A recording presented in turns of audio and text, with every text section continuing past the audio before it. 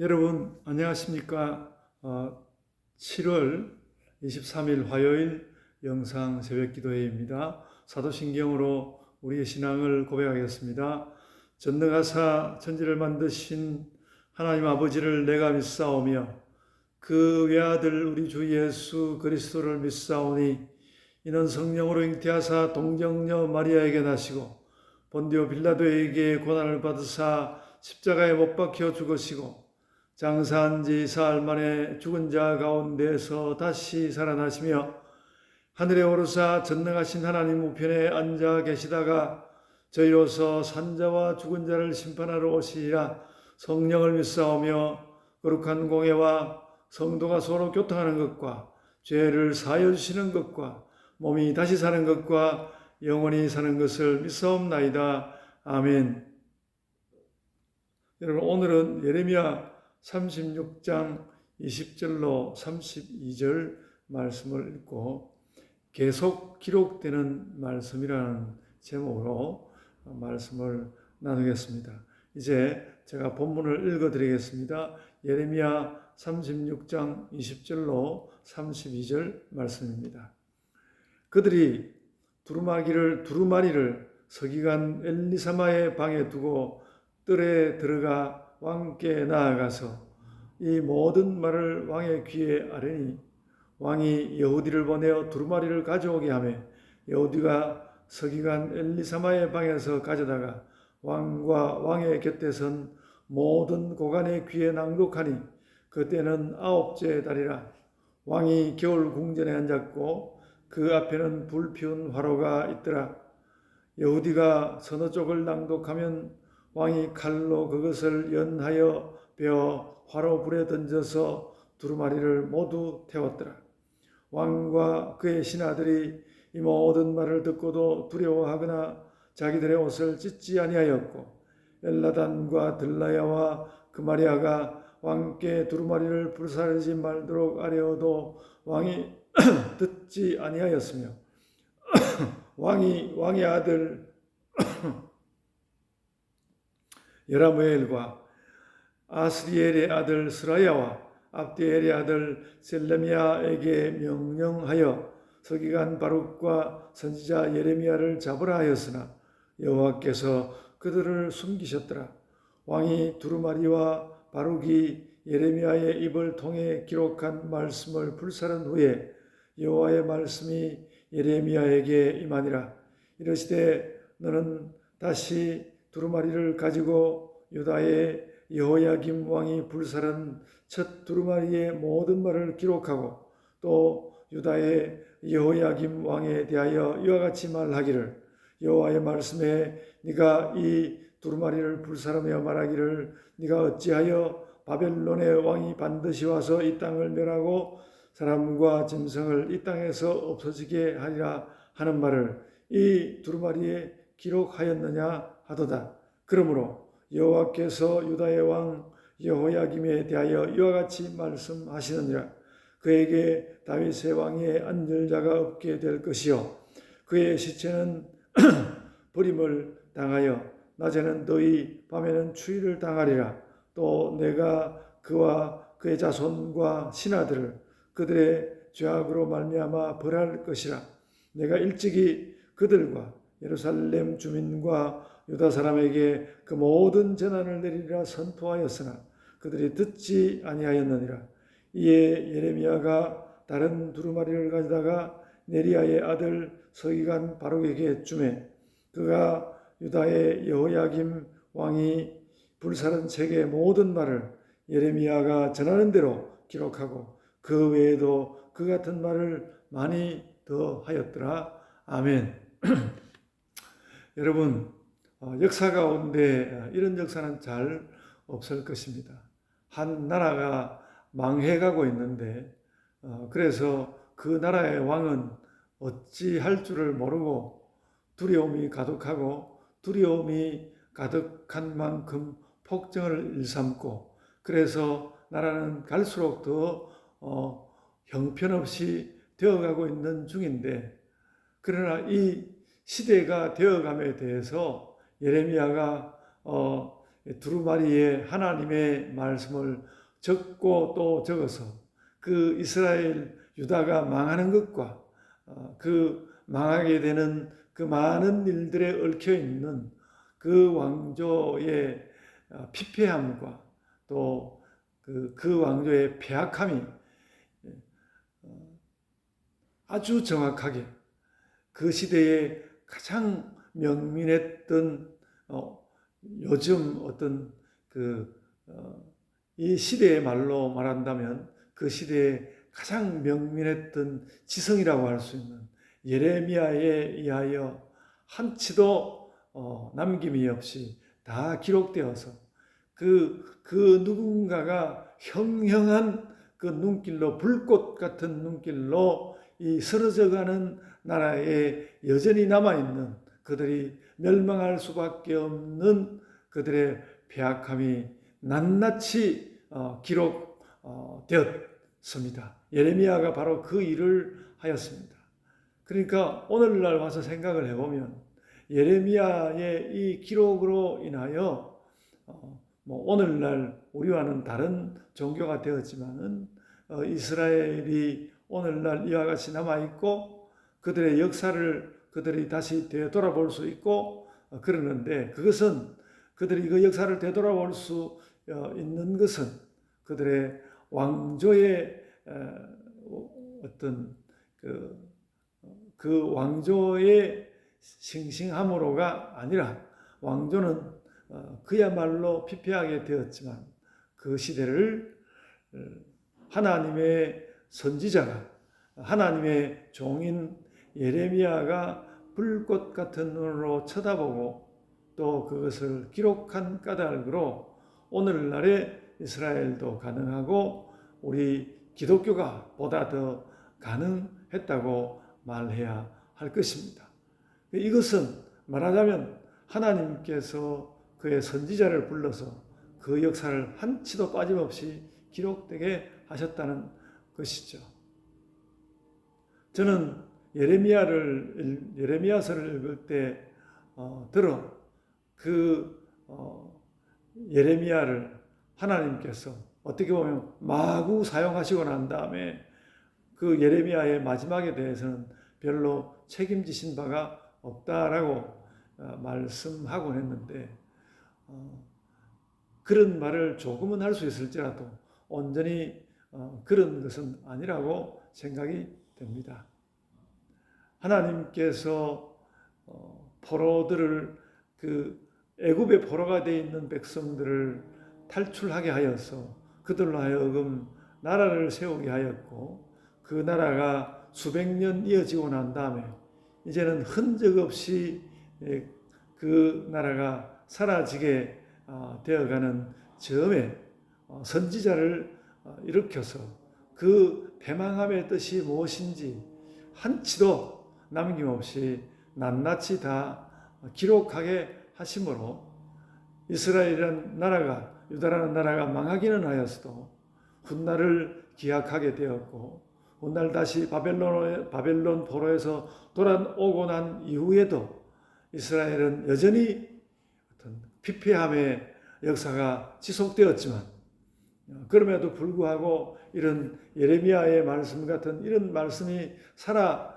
있음으로 하여서 그 후대를 또 에스라와 같은 학사가 또 그 시대의 모습을 또 다 감당하여 보게 하였고 그 이후에는 정말 위대한 침묵의 시기라고 말씀합니다만 아주 고요한 가운데 선지자가 없는 세월을 보낸 이후에 예수 그리스도께서 나타나시는 그런 역사가 이어져 가게 되는 것입니다. 오늘 제가 긴 말씀을 이렇게 드리지는 못하겠습니다. 오늘 이 말씀은 지난 예레미야 30장으로부터 33장 나오는 시드기야의 때에 이스라엘이 완전히 망하게 되는 그때에 그래도 하나님께서 구원을 주실 것이라는 희망적인 말씀을 주신 이후인데 오늘 이 말씀은 다시 이전 시대로 되돌아가서 처음에는 엘리야김으로 불렸고 나중에 여호와김으로 불린 그 시드기야의 앞선 왕 엘리야김, 시드기야 이렇게 되는데 그 엘리야김의 시대에 역시 예레미야가 그때도 정말 갇혀 있고 피신해 다니는 그런 시대 가운데서 엘리야김, 여호야김을 향하여서 전한 말씀의 기록이고요. 그래서 그 말씀의 기록도 다른 것이 아니라 우리는 망했다, 곧 망할 것이다, 곧 끝장날 것이다 라고 말하는 그런 말씀을 예레미야가 한 말씀을 그의 석이 바룩에게 적게 하여서 바룩으로 하여금 그 신하들에게 가져다 주게 하였는데 그것을 읽은 여호야김이 한 몇 페이지를 읽고 난 다음에 그것을 칼로 찢어서 불에 태우고 아주 그 배악하고 건방지고 신성모독의 일을 그가 하였습니다.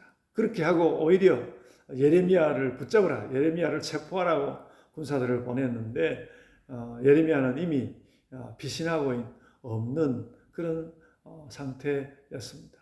여러분, 이 여호야김을 보면 얼마나 그 망해가던 유다 왕조가 악하였는지를 볼 수 있습니다.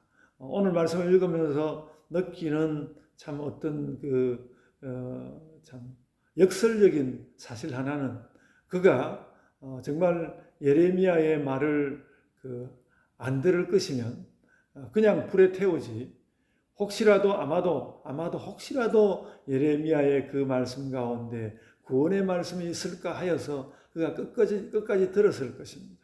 그러니까 결코 무시할 수 없는 바른 말을 하는 선지자 예레미야의 글을 그도 듣지 않을 수는 없었지만 그러나 그에 대하여서 그런 징벌을 베푸시는 하나님에 대한 어떤 반항, 말할 수 없는 그 잘못된 반항으로 이 두루마리책, 성명책입니다. 두루마리책을 이와 같이 태워서 칼로 찢고 태워서 없애는 그런 잘못된 행위를 하였습니다.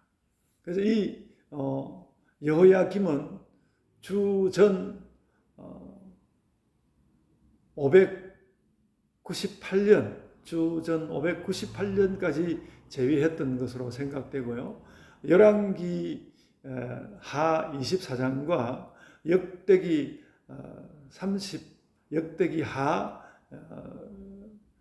36장에 그의 죽음에 대한 기록이 있는데 열왕기에서는 그냥 자기의 성에 있다가 죽은 것으로 되어 있고 역대기에는 바벨론의 그 느부갓네살 왕에게 붙잡혀서 끌려갔다고 되어 있습니다만 끌려갔다고 보기보다는 이스라엘에서 유다에서 죽었다고 보는 것이 더 옳다고 생각되고요.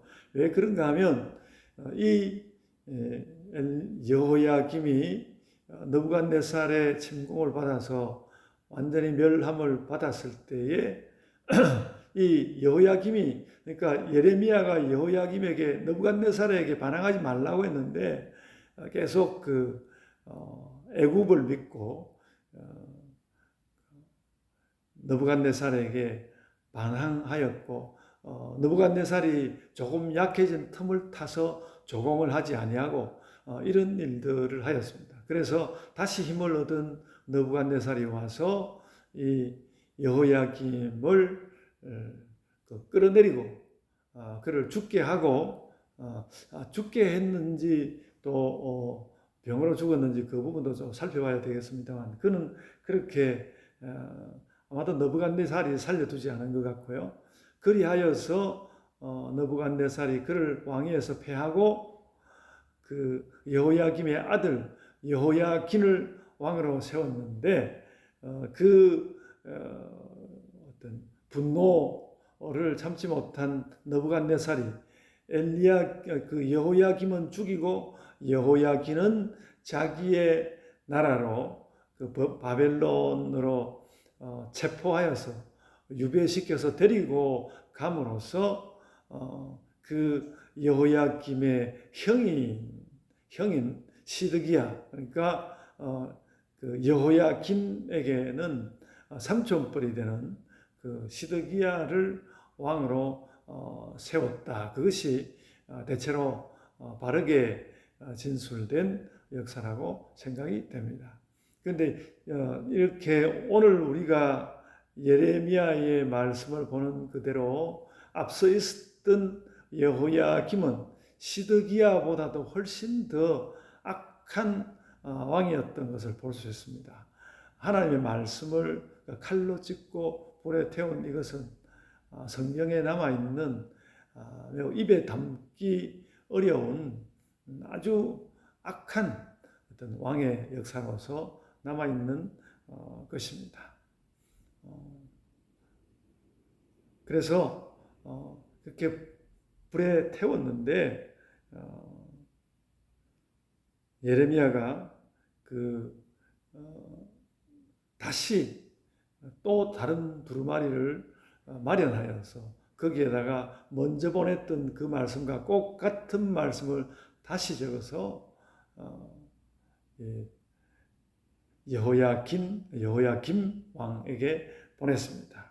그 다음에 어떻게 됐는지는 아직 기록되지 우리 예레미야서는 기록되지 않았고 오늘 말씀의 마지막 절 32절에 보면 32절 하반절을 보면 여호야김 왕이 불살은 책의 모든 말을 예레미야가 전하는 대로 기록하고 그 외에도 그 같은 말을 많이 더 하였더라. 그렇게 말씀하고 있습니다. 그래서 오늘 제가 말씀의 제목을 계속 기록되는 말씀이라고 하였는데 누가 그 말씀을 찢고 태운다 하더라도 하나님 말씀은 계속되고 하나님 말씀이 살아있는 것을 볼 수 있습니다.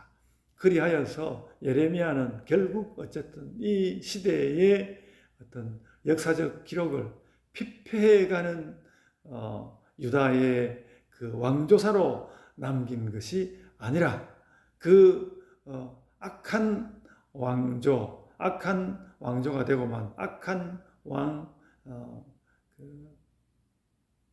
여호야김에 대하여 기록함으로써 하나님께서 어떻게 그 악한 자들을 꾸짖고 또 악한 왕조에 대하여서 꾸짖었는지를 아주 싱싱하고 생생하고 살아있는 선지자의 말씀으로 기록되게 하였습니다.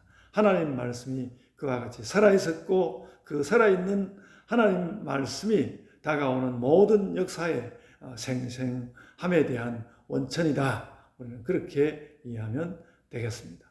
제가 기도하겠습니다. 아버지 하나님, 은혜를 감사합니다. 저희도 살아있는 하나님 말씀 앞에서 늘 살게 하여 주옵소서.